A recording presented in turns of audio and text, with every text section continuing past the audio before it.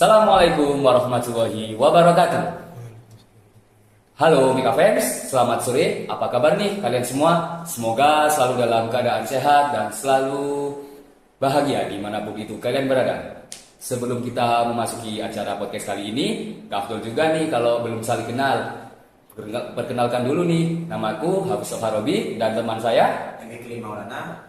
Ya, jadi untuk tema podcast kali ini yaitu tips dan trik menjadi mahasiswa berprestasi. Dan selama beberapa menit ke depan, kita bakal menemani kalian dengan dua narasumber yang sudah hadir kali ini. Nah, benar banget. Kami sudah mengundang tamu yang sangat istimewa, yaitu ada Mas Rizky Ade Alfiansyah dan Mas Rizky Wahyu Saputra. Sebagai salah satu mahasiswa Prodi TN dan juga sebagai salah satu mahasiswa yang berprestasi di Prodi ini. Ya, baik, selamat sore. Apa kabar nih Mas? Selamat sore, baik.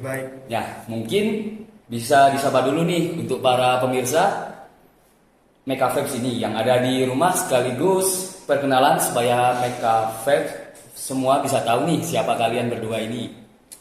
Halo Fans, perkenalkan nama saya Rizky Ade Alfiansyah. Saya mahasiswa semester 4 Prodi Teknologi Rekayasa Mekatronika.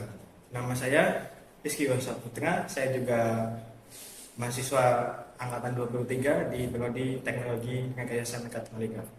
Nah, cukup itu perkenalannya dan selanjutnya kita akan memasuki sesi yang sangat seru ini, yaitu seputar bagaimana kalian selama di prodi ini. Untuk pertanyaan saya pertama yaitu di awal perjalanan kalian selama menjadi mahasiswa ini, motivasi kalian apa sih pengen jadi mahasiswa berprestasi itu, dan juga apa aja tantangannya selama menjadi mahasiswa yang berprestasi itu? Kalau dari saya sendiri ya, mahasiswa motivasi untuk menjadi mahasiswa berprestasi itu Ya. dari saya sendiri tuh mungkin ingin membanggakan orang tua pasti. Terus ingin kayak menambah value diri. Oh iya. Ya. Jadi bisa ya buat motivasi diri sendiri ataupun teman-teman dari Meka Vibes ini. Ya. Kalau dari Mas Rizky gimana? Mungkin ya dari aku buat jadi mahasiswa yang berprestasi ini emang sesuatu yang aku pinginin karena punya banyak keistimewaan untuk menjadi mahasiswa berprestasi. Contohnya dekat dengan dosen, banyak teman, dan juga bisa membuat orang tua kita bangga. Oh ya, cukup sangat menarik. Yang ditanyakan lagi, tantangan apa yang kalian dapat mungkin dari awal ataupun hingga saat ini yang menurut kalian itu memang suatu hal yang bisa menantang kalian dan memotivasi kalian? Kalau tantanganku untuk menjadi mahasiswa berprestasi ini, yang pertama dari jam kita buat belajar, karena untuk menentukan jam kita untuk belajar ini itu agak susah karena kita juga punya banyak kepentingan yang harus diutamakan. Jadi untuk menjadi mahasiswa berprestasi ini emang harus banyak yang dikorbankan, yaitu yang pasti dikorbankan itu adalah jam tidur. Ya, sangat terdengar sangat berat ya Mas Ibil ya. Ya. Tapi seperti dari tantangan itu,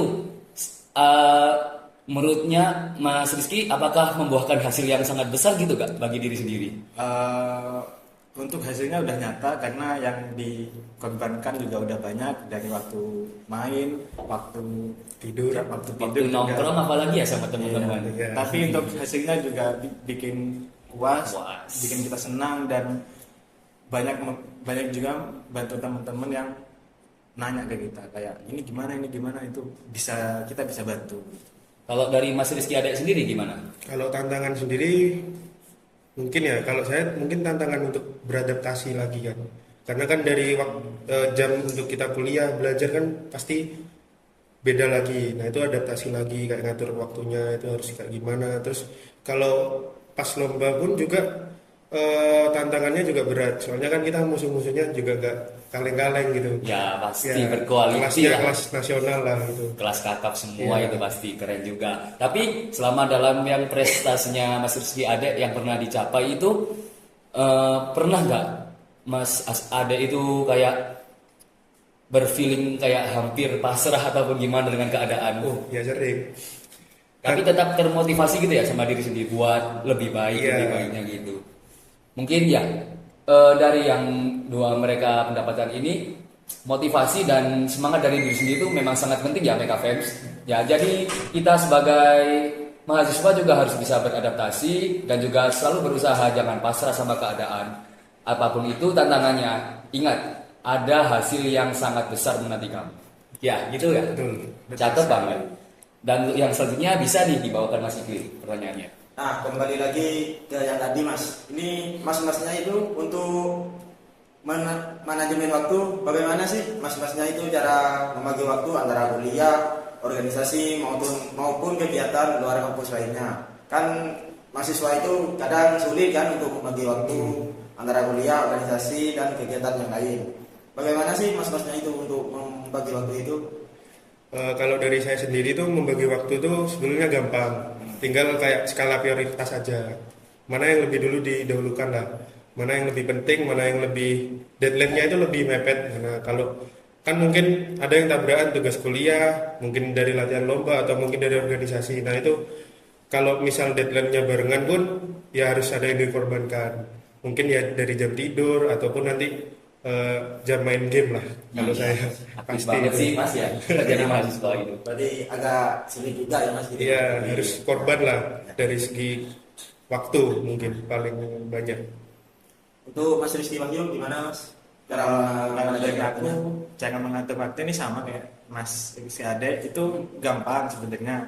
Kita cuma butuh kayak notepad buat nyatet jadwal kita besoknya. Nah, yang paling penting ini kita tahu mana sesuatu yang urgent, mana yang important, kayak mana yang besar, mana yang penting. Jadi kita harus punya, habis kita nyatet jadwal besok kita apa, kita cari mana yang mendesak, mana yang penting sekali. Habis itu yang penting. Untuk membagi jadwal kuliah dengan himpunan atau organisasi, itu sesuatu yang beda karena kita kuliah ke sini dibiayai itu suatu apa ya, Keistimewaan. keharusan. Kita diamanahkan buat jauh-jauh ke sini supaya kita belajar, itu suatu kewajiban. Sedangkan organisasi ini adalah tanggung jawab.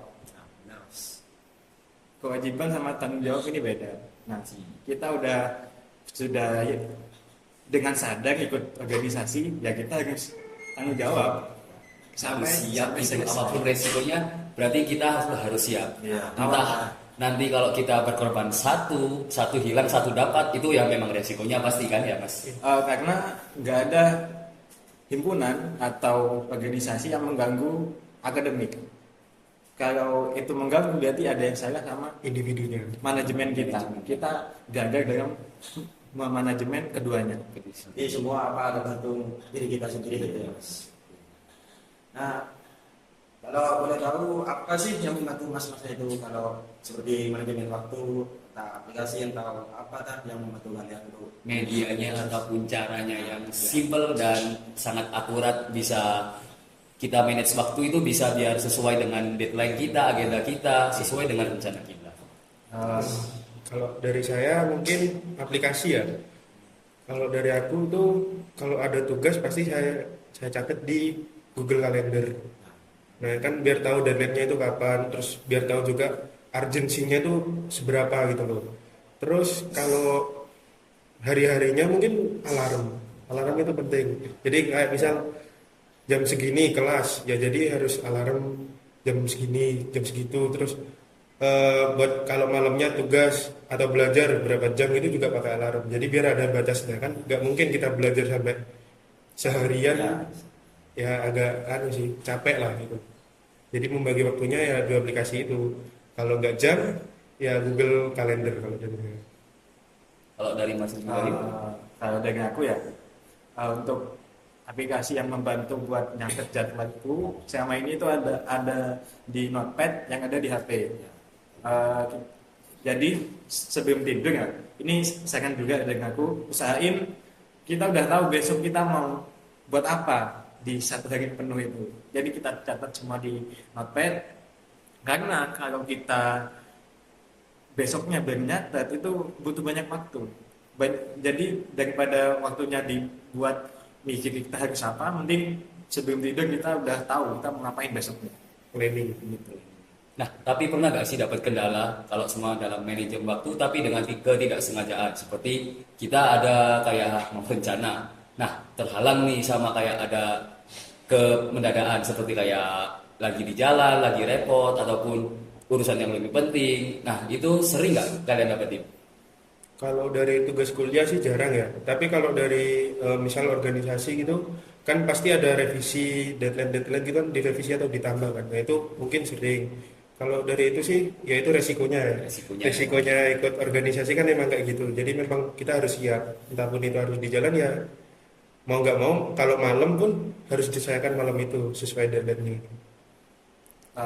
Kalau dari aku itu, aku punya tingkatan buat training yang akan aku kerjakan besoknya. Itu ada yang urgent sama yang important. Urgent ini mendesak, aku harus ada gitu. Kalau important ini penting, jadi ya setelah urgent mendesak, ya udah emang yang di urgent ini nggak ada yang urgent, lagi kita utamain yang penting. Jadi kita bisa membaca mana nih yang harus didahulukan. Sangat spesifikasi ya guys. Dari manajemen waktu ini ya gitulah, kehidupan ini nggak bisa kita tahu waktunya berjalannya mulus ataupun gimana, tapi dengan strategi tadi bisa kan kita dapetin bagaimana kita beradaptasi, mengatasi sehingga sesuai dengan rencana kita. Kegagalan itu sudah ataupun wacana itu mungkin sudah biasa ya terjadi di keseharian kita, pasti ada, tapi yang penting kita itu punya konsep dalam manajemen waktu dan berjalannya waktu kita seiring itu harus kita selalu siap. Nah, untuk selanjutnya, untuk strategi belajar dan produktivitas, tips yang efektif buat para pemirsa, mungkin juga buat saya sendiri, gimana sih nanti itu kita belajar maupun ada kita ingin suatu hal yang lain yang bisa saling membantu gitu, mungkin bisa juga menambah. Nah, intinya kita itu pengen menambah suatu ilmu baru mungkin atau pengalaman baru, tapi juga bisa efektif dengan sesuai apa yang kita mau.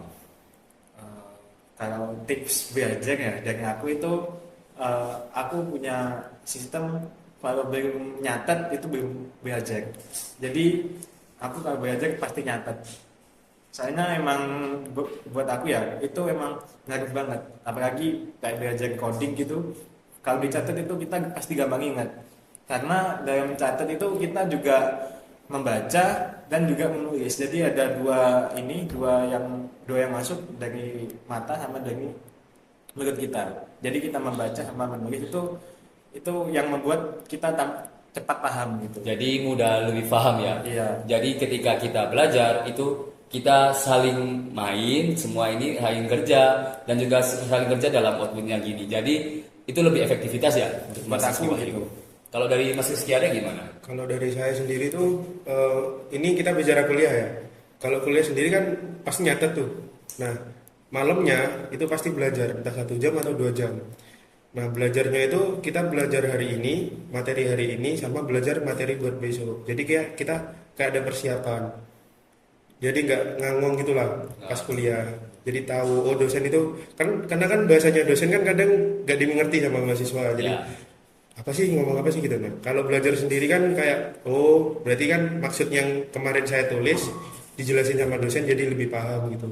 Terus kalau soal organisasi, belajar sih, ikut organisasi itu juga salah satu keuntungan.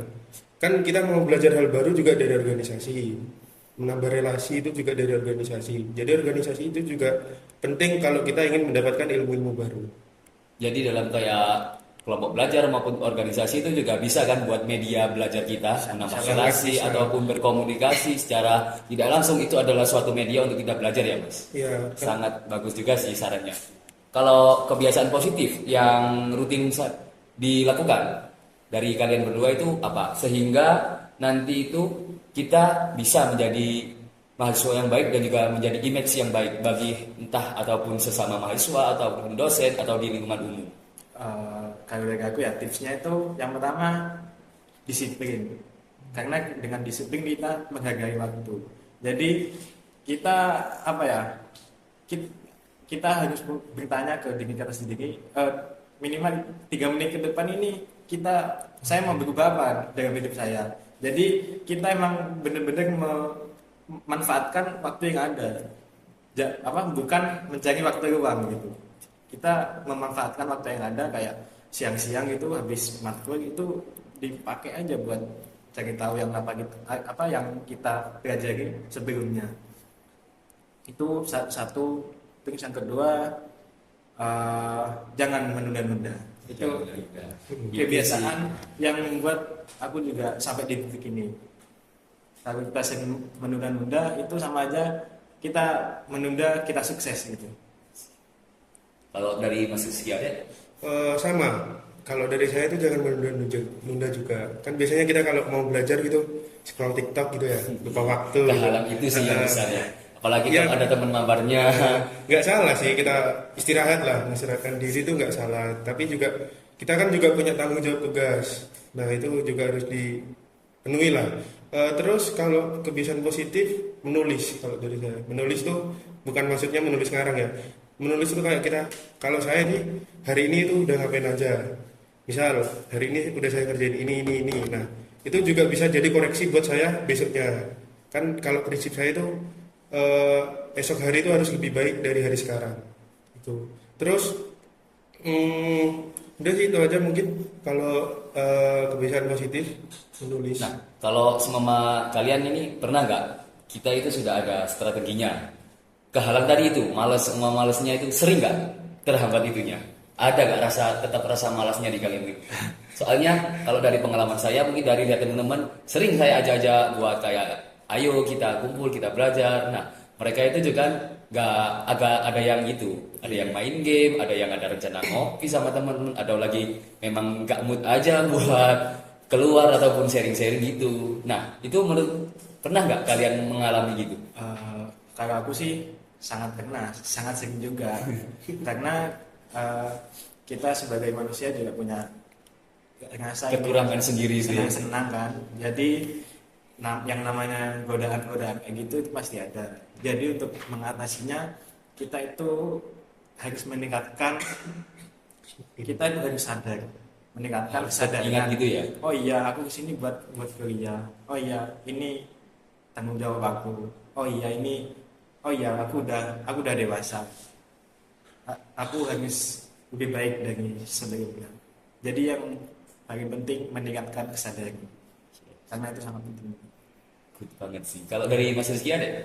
Sama kalau Pernah dari aku gitu ya? sering malah. Sangat sering. Ya kalau misal tugasnya ini aku nggak bisa, terus minta ke temen juga, minta belajar pun temennya juga nggak bisa, sama-sama nggak bisa kan. Nah itu kadang nanti aja wes gitu. Padahal deadline-nya udah mepet. Nah itu kalau dari aku sendiri sih harus sadar ini tuh bukan sebuah musuh. Tugas itu harus dipelajari, harus dikerjakan lah, karena itu kan tanggung jawab kita sebagai mahasiswa kan. Tugas itu ibarat kayak temennya mahasiswa lah, nggak mungkin mahasiswa nggak punya tugas gitu kan. Nggak mungkin itu. Nah, untuk pertanyaan berikutnya ini Mas, cara mas-masnya ini mengembangkan diri. Nah, bagaimana sih cara mas-masnya ini tuh mencari informasi lomba, pelatihan atau kegiatan di luar kampus kan?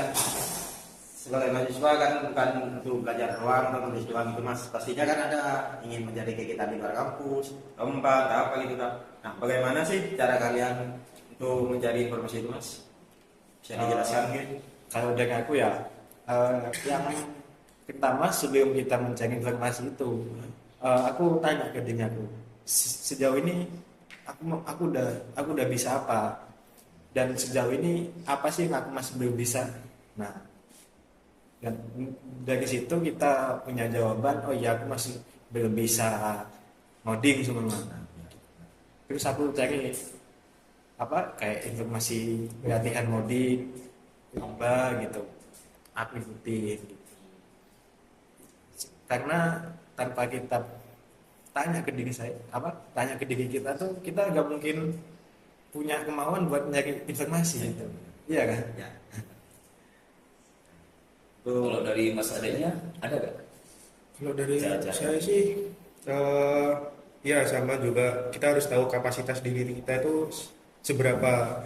Jangan kan biasanya mahasiswa itu cari informasi banyak gitu, diikutin semua. Padahal dia nggak tahu kapasitas dirinya kayak apa. Nah, kapasitas diri itu kita kan misal, kalau saya itu misal saya bisa PLC, berarti saya cari lomba-lomba kayak PLC, lomba-lomba kayak elektronika gitu saya cari. Nah, untuk informasinya itu banyak teman-teman.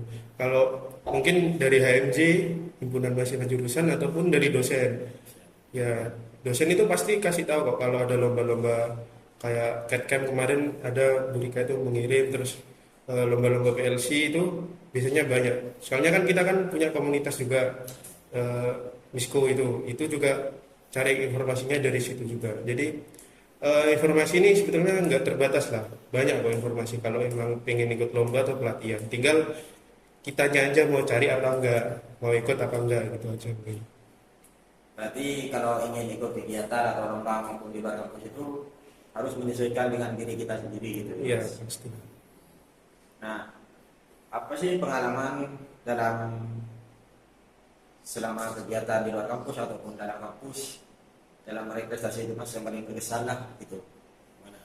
Oke. Ada pengalaman apa aja gitu yang berkesan banget di masing-masingnya ini? Yang paling berkesan tuh ketika udah mencapai tingkat nasional dan kita berangkat buat menjadi wakil dari kampus kita sendiri. Beban. Sangat itu ya, sangat berkesan. Soalnya membanggakan gitu. membanggakan kita. Dan juga udah tingkat lainnya nasional, apalagi itu. Sama kalau Mas Rizky Adek, mungkin ada pengalaman yang lebih ataupun yang lain. Kalau pengalaman sih, ini pas lombanya ya mungkin ya. Mungkin ya, gak apa-apa. Pas lombanya sendiri itu, lombanya kan itu seminggu. Kita juga lombanya itu kita kayak merakit robot lah, bukan robot sih, kayak miniatur industri gitu. Oh ya. Nah, itu menguras energi banget kan, menguras tenaga, menguras energi, pikiran, mental juga pasti diuji kan di situ. Nah, pengalaman saya itu waktu itu hampir ngeblank, hampir pingsan. Soalnya kan capek seharian itu dari jam 8 sampai ke jam Capek 4. banget gitu Iya, ya. Burn out. iya, Tapi burnout. ketika kalian sudah, meskipun sudah capek itu, masih berapi-api gak semangatnya ketika lomba itu? Masih pasti. Pasti ya, Iya. soalnya udah nyampe titik ini, masa sih aku menyerah gitu kan ya, kalau dalam hati kalian. Terus sempet ngedon kan juga yang waktu pertama kali di Batam itu ya. Kita kan nggak tahu wiring kabel, ngupas kabel itu kan kita sebelumnya nggak berlatih lah gitu. Nah itu pas waktu pertama kali lomba, 4 jam lomba itu lumayan lah, hampir gitu ya ngedon lah Itu itu. banget gitu ya. Ini aku harus bisa Iya. ngalahin diriku sendiri pokok. Pasti. Pasti dalam diri kalian gitu ya. Udah nggak mikir itu musuhnya siapa, yang Nah, penting jalan dari dulu. diri sendiri dulu.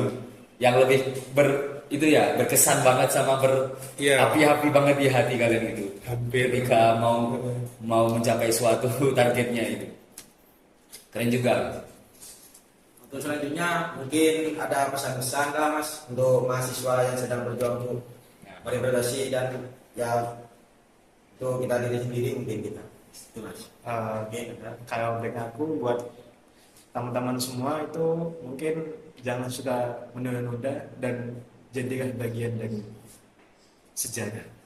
Ya. Sangat bagus sih dari sejarah.